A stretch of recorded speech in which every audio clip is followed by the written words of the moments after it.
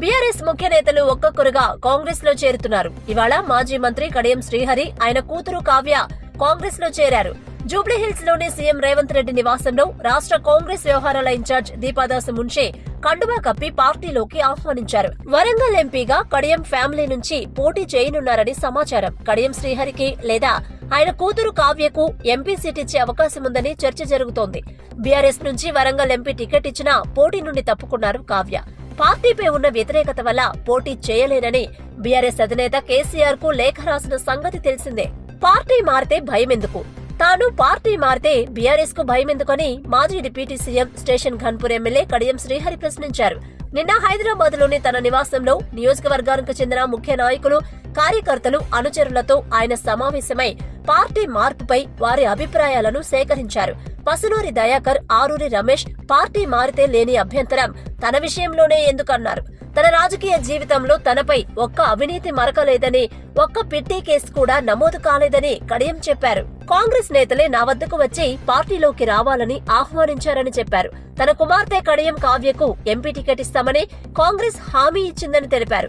కేసీఆర్ ఉద్యమకారులకు ఏమీ చేయలేదని, ఒక్క రోజు కూడా దగ్గరికి రానివ్వలేదని పలువురు కార్యకర్తలు ఈ సందర్భంగా తెలిపారు. తన కోసం పదవులు పడంగా పెట్టి వస్తున్న ఎంపీటీసీలు, జెడ్పీటీసీలు, ఎంపీపీలు అందర్నీ కాపాడుకుంటానని కడియం శ్రీహరి చెప్పారు. పాత కాంగ్రెస్, టీఆర్ఎస్ కార్యకర్తలందరినీ కలుపుకొని ముందుకు వెళ్తానని అన్నారు. ఏఐసీసీ ప్రతినిధులు, పీసీసీ ప్రతినిధులు నిన్నటి రోజున మా ఇంటికి వచ్చి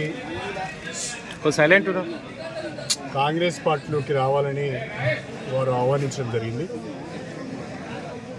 అయితే నేను నా శ్రేయోభిలాషులతోని, నా మద్దతుదారులతోని, నా కార్యకర్తలతో మాట్లాడిన తర్వాతనే నిర్ణయం ప్రకటిస్తానని నేను చెప్పడం జరిగింది. అందులో భాగంగానే ఈరోజు స్టేషన్ ఘన్పూర్ నియోజకవర్గానికి సంబంధించిన గత 30 సంవత్సరాలుగా నా రాజకీయ ప్రస్థానంలో నాతో కలిసి నడిచిన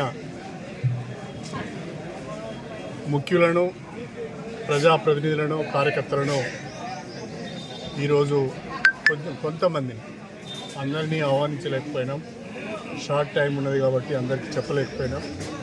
కానీ తెలుసుకొని చాలామంది వచ్చారు. ఊహించిన దానికంటే ఎక్కువ మంది వచ్చారు. దాదాపు ఒక 1000 మంది వరకు ఇలా ప్రతినిధులు, అందరూ కూడా ప్రతినిధులే పాల్గొన్నారు.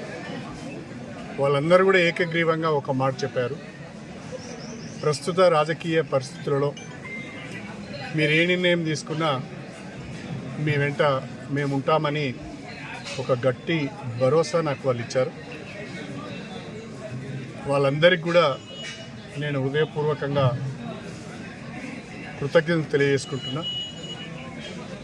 నేను ఈరోజు సాయంకాలం 4 గంటల ప్రాంతంలో కానీ 5 గంటల ప్రాంతంలో కానీ విలేకరుల సమావేశాన్ని ప్రత్యేకంగా పెట్టి అన్ని విషయాలు వివరంగా చెప్తాను. Thank you sir. ఎప్పుడు చేరుతున్నారు సార్?